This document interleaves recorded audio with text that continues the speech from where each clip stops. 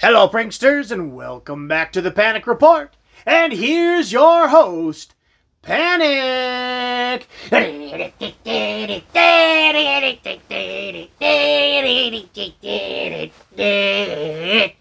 pranksters! Welcome back to the Panic Report. I am your humble host, Panic, and welcome back for another edition. On this episode, we are going to be talking about the second event that we've gone to this season, Seaworld's Howl Screams 2021 in San Diego. That's right, it was their first year ever doing this event, and we're going to dive into my rankings and how I saw it. But before we get there, be sure to hit that subscribe button down below.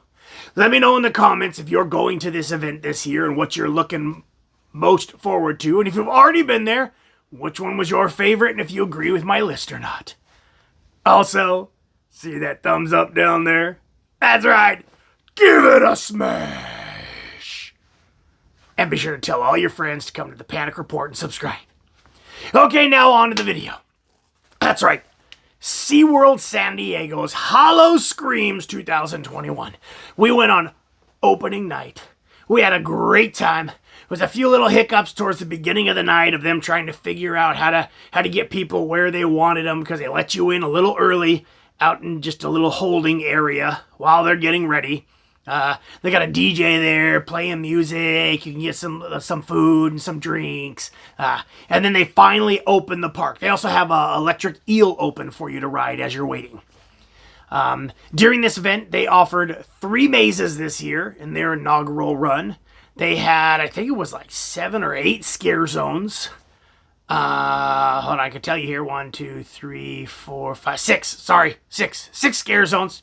They had 2 shows, and they had 4 roaming haunts. We'll get to that in just a little bit. First, we're going to start with the mazes. So like I said, they offered 3 mazes on their inaugural event. The first one was Nightmare Experiment, and this one is basically an insane asylum. There you go, an insane asylum. So you walk in, there's a front desk, there's a guy who greets you, and you walk through the insane asylum. I definitely think that this one was number 1 on my list. I'm going to start with number 1 and go down. It was the most fully fleshed out haunt, in my opinion. There definitely were some missed opportunities here and there. There were a couple rooms I went through where I was like, oh, this is so cool, this is going to happen, and then it didn't happen. I don't know if some of that is just because it's really hard for haunts this year to get enough people in working. I mean, you see it everywhere. Everybody's trying to hire all over the place, and obviously, these haunted events and these theme parks are having the same issue as everybody else. So I'm hoping by next year that they're going to amp up with more scare actors. That would be great. This one also had probably the most animatronics of all of them. There were quite a bit of animatronics. There was quite a bit of set dressing. The detail was very good for very first year. I was very impressed with that when I went through this maze. And the talent in there was definitely, they were definitely trying. You could tell it was opening night. Everybody hasn't found their rhythm yet. They haven't really found out what works, what doesn't work yet. But awesome. Loved it. Had a good time in this. On to the next one was Simon's Slaughterhouse. This one was really long. I liked how long it was. You think slaughterhouse, you think a lot of wood, a lot of blood, a lot of barns, a lot of meat, and that's exactly what it was. It was open in the outside, most of it. You did go in through a few buildings here and there. So some big open spaces. You didn't always feel as confined in this one. But you would go inside some of the rooms, and you definitely were in a room and more confined. I did enjoy this one. Again, it could definitely use some more actors, especially because of how big it is and how much space is in there. But they're all doing a phenomenal job. Great job. I enjoyed that one. The third and last maze on the list is Death Water Bayou. Now, this is the very first one that I went to right as they were opening, and unfortunately, I never got to go back through this one a second time. The other two I did twice. This one I only got to go through one time. So I'm basing this strictly off of the first time, and I was probably the 4th or 5th group that got to go through this. So again, brand new. These people have never done this event before. The talent in there is learning as they go, just like in all haunts out there. You get a little better as you go because you learn what works, what doesn't work, how people are reacting to things. The setup, the very beginning of it was kind of outside. This is over by Wild Arctic, so you're in the queue area, then you end up going inside the building a little bit. And it seemed very big, wide, like too big of space for what they had in there for me. It seemed a little bare for how big some of the spaces were. Now, some of the scenes were very cool, especially when you started going inside the building. But this one just kind of fell a little flat for me. Now, I've heard a lot of people say that this was absolutely their favorite one. So I'm kind of sad I didn't get to go through a second time later in the night, maybe when everybody had figured things out a little bit. Because when I walked through, it was definitely off. I could tell they were trying. I appreciated it. It just didn't seem really up to par, especially after I went through some of the other ones, and they definitely were going. Nothing bad, though. I still enjoyed it. It was still a very nice haunt, especially for their first outing. SeaWorld's never done this before in San Diego. It's the first time ever doing it, and I thought for a first year, for what they're trying to accomplish, especially coming out of the year we've just come out of, I thought they did a fantastic job. Also, price for this event was very good, I thought. It was only like $45 or something if you buy your tickets early or something like that. So not very expensive at all. And for the price, absolutely had a great time. I would highly recommend it. So now we're going to go into the scare zones. So my absolute favorite scare zone was Deadly Toys. There actually was a little bit of scenery in this one. Some of their scare zones don't really have any setup or decoration or scenery at all. This one, they had a giant rocking horse on one side, and they had like a big dollhouse with all these rooms with all these toys and dolls and stuff all in it. And then they had, quite a few characters running around. There's a little girl holding a teddy bear who was super creepy. She never really said anything. She just kind of looked at you and waved with the teddy bear hand. Super cool. Creepy. Then they had this doll running around named Cassie. Fantastic. This girl stuck out so much at this event. Not that everybody else wasn't trying their hardest and doing a good job, but her character development of the character that she had on opening night, phenomenal.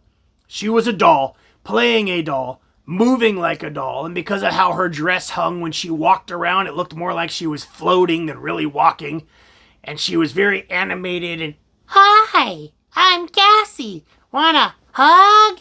And then people would go up to hug her, she'd be like, "No!" And then she'd turn and kind of float away.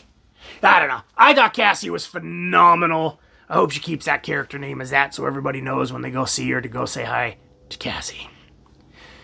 On to the next scare zone. The Hauntings. I believe the Hauntings was the one that was kind of over by Simon's Slaughterhouse. And this is just a dark area. They had some amazing stilt walkers out there that were very well hidden, doing a fantastic job.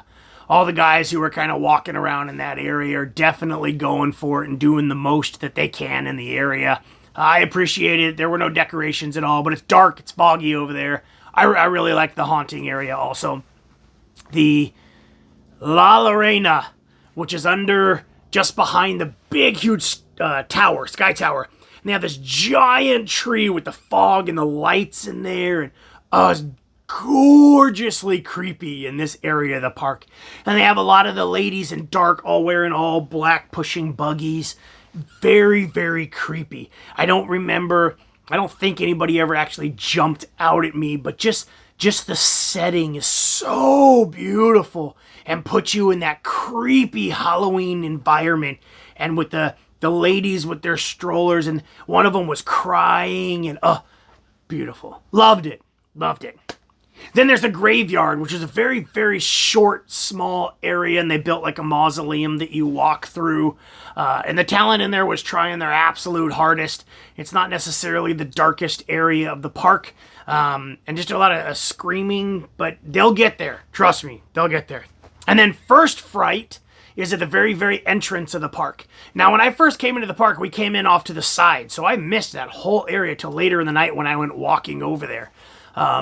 And they got a couple of scare actors running around out there doing a phenomenal job. They got a giant inflatable, I believe it was an inflatable skull. And you walk around the corner a little more, there's a giant inflatable snake. There was a lady walking around with real snakes. Another one. Good start. I wish I would have started there to see all that first and see how they really hit people coming in. The last one on the list is the Sirens. Now, this area actually does have decorations. It's like sunken pirate ships and all of that. And they have a couple mermaids on rocks, and I think there were 2 pirates walking around. Then they had another like pirate lady in this ship that kind of falls out on people. I thought it was a great scare for a scare zone. Perfect. But it's more of a photo op. I saw a lot of people just going up and taking pictures with the creepy mermaids, and the pirates are just kind of hanging out every once in a while. I saw them try to go scare somebody, but for the most part, I didn't see a lot of scaring going on in this area, which is kind of a bummer because it's got probably the most setup and decoration in the whole area. But still, cool to have that there. Now, they only used about half the park for this entire event. The rest of the park's completely blocked off. You can get to Manta, you can get to Electric Eel. So it's like Manta, kind of draw a line from Manta and around the Sky Tower over the other way towards the penguin exhibit. The whole other half and back part of the park, from like sea lions and dolphins and back and all that, completely closed. Can't get back past that way at all. So it's still a smaller area. So they got a lot of room to expand. Maybe, put some more mazes in, some more scare zones. I could see this event growing and growing and growing, and it'd be super cool. Okay, so now on to the shows. I only saw one full show. I walked by the other one. So the first one's Beta 7. That's up towards the front. They have a stage on the back side of when you first walk in. And there was just a band. Beta 7, I'm guessing, is the name of the band. So there's just a band up there playing, kind of getting the party going. Like I said, there's a DJ on one side up in the one corner who was there playing all night right out in front of Nightmare Experiment. So super fun party environment. That's what you want. A couple bars set up around and that. So then the other show that I did catch is the big show for them. It's called the Vampire Circus. And it's on their big used to be the Cityscape stage. It's their big outdoor like theater stage. I loved the set for it. If you've seen their Electric Nights, they do a whole circus show in that same theater. So think that, but Halloween themed. So they got a lot of the same acts. They've just, changed the way they look and changed the music that they do it to. A great show, great Cirque style show. I do think it ran a little long. It was around that 45-minute mark, I think. And you kind of want shows in a theme park to be between that 20 and 30-minute mark, maybe. So all the acts were phenomenal. I think some of them drug on a little too long. Some of them, the pace of the show, because of the type of act it is more mellow and slow, and so the music's slower, and so it makes it feel like it drags even more, especially towards the end of the show. I think they end on such a lower, slower tone instead of really hitting a big punch at the end, unless that was the end with the wheel just before the guys. But I think the guys went after the wheel. I don't know. Anyways, I do recommend the show, but just know that you're going to be there a little while. Seaworld's listening. Probably not. But if you are, just try to tighten it up just a little bit as a fan, especially at a Halloween event like that. You want to, get everything else done and all the other fun stuff. And the show was phenomenal. It just needs to be cut down by like 15 minutes. Just my opinion, though. Okay, on to the 4 roaming haunts. Now, the 4 roaming haunts going into this had no clue what that is, no clue what that even means. We were trying to figure it out. Payne was on Facebook Live and talking to everybody, and so throughout the night we're walking around, and I just can't figure out, or we just can't figure out what these 4 roaming haunts are. Now, we've seen a couple guys with chainsaws walk by, and I'd see some clowns, and I'd seen some vampires, and I'd seen a group of guys with knives walking around, you know, like butcher kind of type guys. But they were just kind of walking around like in a small group or something. So I didn't know what we were looking for. So then I asked somebody, hey, what are the 4 Roman haunts? I was like, hey, you're like set pieces rolling out, you know, and as you're walking, they roll past you with people jumping out and scaring. How cool would that be? How amazing would that be if somebody figured out a way to build like a little zigzag hallway thing on wheels? If they got people just kind of pushing them around the walk areas somehow. I don't know how, but... And then you just end up going through and people are jumping out and doing stuff as you go in. I don't know if it's possible, but it'd be cool. Or if they rolled something out and then opened it, people go walking through, then they close it and they move it out of the way. Roaming haunt. But come to find out, those groups that I did see were the roaming haunts. So I think they should call them roaming hordes instead of haunts. Then that would make more sense. Like I said, I saw the chainsaws. They were like all Jason masks, a couple guys with chainsaws. There were a couple clowns walking around. And at first they were kind of in groups, and then later I saw them, they were kind of spread out, and they're hard to find. So you just gotta keep walking and walking and walking and walking. Eventually you'll see something. The one that was the hardest to separate were the Bloody Butchers, because they look a lot like the same as the guys who were in the Hauntings scare zone. So it was hard to differentiate what between those two. Especially because when I saw them, I believe they were in the Haunting scare zone. So, a little tough there, but still fun. Like I said, this is the very first year they've ever done this event. I think they did a phenomenal job to start with. There is a lot of room for them to grow, especially when you're going to compare them to some of the other theme parks that have been doing it for quite a while out there in the Southern California market. But it's nice to see something down there in San Diego. I really hope it does well for them, that they can continue to grow this and add more detail and add more scare actors and add more mazes and this could really turn into something cool, because their Busch Gardens parks are supposedly pretty good. I haven't been to one yet because they're both on the East Coast, and when I was in Florida for Halloween Horror Nights, I just didn't have enough time there to make it over to the Busch Garden parks in Tampa. But maybe, hopefully, next year, if we get our subscriber count up, hey, we can get over there and check that one out as well. But for this one, Seaworld San Diego Halloween Scream 2021, I give it a thumbs up, and I say you guys should go check it out.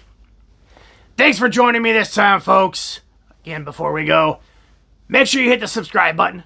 Put a comment down below if you've been to this event, or if you're going to the event and what you're looking forward to. That's right. Give it a smash. And as always, pranksters, until next time, scare you later.